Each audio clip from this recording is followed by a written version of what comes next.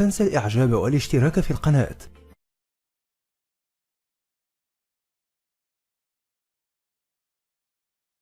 Thank you for waiting. Would you please state your name and occupation, then state your question? I'm Sakina D'Souza, and I'm a Catholic. I believe Brother Yousuf was a Catholic before. I would like to ask him the simple question. He was brought up like a Catholic, but what made him change? Doesn't he believe that the Messiah is true, or did he ever feel that the religion, Catholic religion, has not brought up any Messiah and the Bible is false? I would like to just know what that means, because he said he was a Catholic before and now he has become a Muslim. What made you change? What was that storyline before? Doesn't he believe that there is a Messiah, or the Messiah had come, saved us, died on the cross? Thank you very much for a good question. I hate to disappoint you, but I wasn't a Catholic.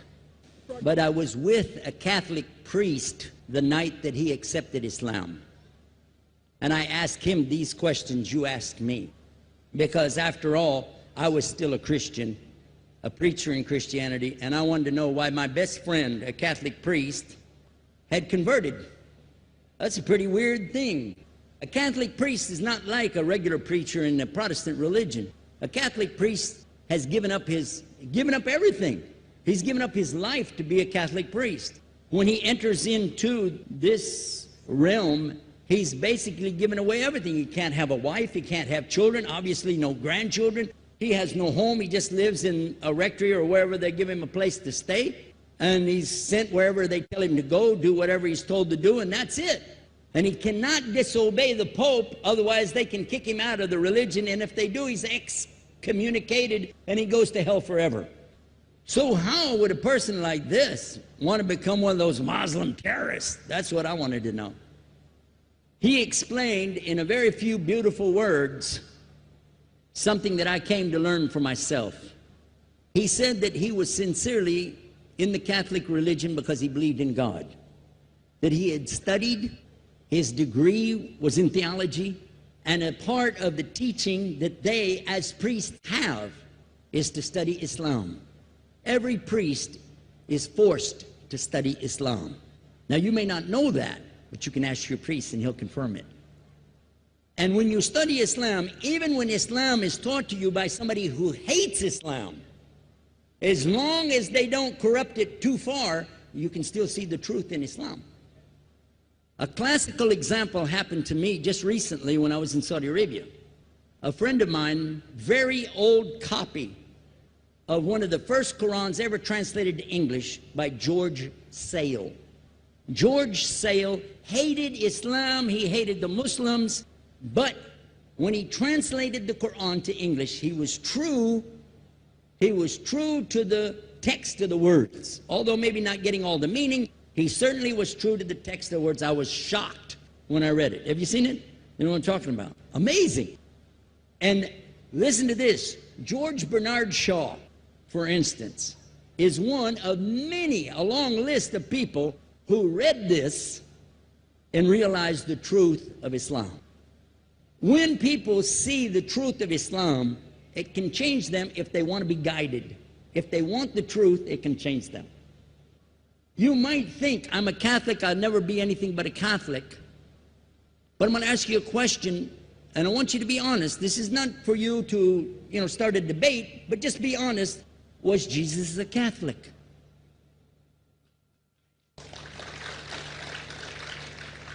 And it's not open to debate, so there's no point in opening that up, because you know and I know he wasn't. The Catholic Church was in business about 300 years before Jesus was born. It's on their website. Don't go like this. It's on their website. That's where I took it from. The Catholic Church was really started in Rome by Alexander the Great. Do you know what the word Catholic means? It means universal. It was the universal church for the Roman Empire. If you didn't join it, you could not be a Roman citizen. And it was opposed to the teachings of Judaism and opposed to the teachings of the early Christians for more than 200 and some years. and they were diametrically opposed to each other to the extent that it was the Romans killing the early Christians. Now, if you understand that, and you go to their website and read, they didn't even take over Christianity until the year 325 AD. And when they did, they changed a lot of things, again, referring to their own website. But if you want to check it in Britannica or Americana or grow your encyclopedias, go ahead and read about the Catholic Church. When, in August of 325 AD, at the Nicaea Council, they took over, first thing they said was, let's change the date of the birth of Jesus to be the same date as that of Mithras, which was the god, one of the gods worshipped there, and also the sun god's birthday was the same day, December the 25th, believing it to be the shortest day of the year. And Constantine was a sun worshiper of Saul Invictus. Go to the website, read it for yourself. There are a lot of points, but not the least of which, even today, if you go in any Catholic church, and I have, you'll see so many portraits and statues and idols and images throughout the whole place, that for the one who's never experienced that, for a Muslim who knows about these images, he'll be like, whoa, a'udhu billah. Whoa, what's this? The first time I walked in a Catholic church, I was about 10 years old. I was shocked. I was shocked at the idols and statues everywhere, because in the Protestant religion, we were brought up to believe that the second commandment was just as important as the first commandment. The first commandment in the Bible, in Exodus, is the same as the first commandment in the book of Deuteronomy. It says, I'm the Lord your God that brought you out of the land of Egypt in the house of bondage. You know no other God beside me. Beside me there's no other gods. Thou shalt not have any other gods beside me. How many in this room agree with that commandment? Raise your hand. You notice the Muslims are raising their hand, because it means Ashhadu an la ilaha illallah. That's the first commandment for us as well. The second commandment you have clearly says, thou shalt not make any idol, any graven image of anything that creeps upon the earth, swims in the sea beneath, or flies in the air above. And I was sitting in a church one time, sitting there in the morning service, watching, the preacher talk, and they go on and on and on, and sometimes you lose your train of thought. I was looking. Whoa! On the front of the podium, there was a fish. A fish. For the symbol, make you fishers of men. It had a fish. I said, whoa. Then I looked up above his head at the big stained glass window, and it had a dove. And he had the olive branch in his mouth. The dove is flying, the bird, I said, whoa. And then I look over here, and there's a cross with a man hanging on it. And I said, wow, they didn't miss a single one. They got them all. Something walking on the earth, something swimming in the sea beneath, something flying in the air above. So look at these two things. Clearly, the first two of the 10 commandments, bang, bang, boom. Because if you said God is more than one, where did you get it from? When Jesus is talking to his own companions and they ask him, what's the greatest commandment?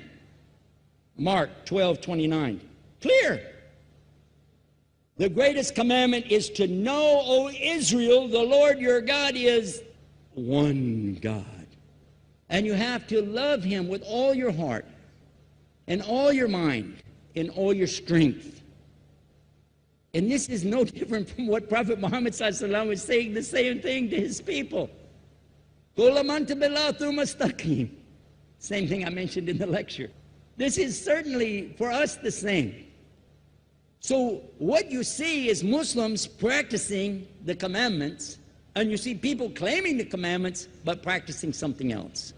And I have seen more converts from the Catholic Church than any other of the many sects of Christianity, and especially from the nuns, priests, and even an archbishop. And all of them are better than me. Those guys and women that I see do this, they still sacrifice their whole life to get the true message of Islam, not only to you, but to Muslims as well, because we all need to know about it. But thanks for a great question.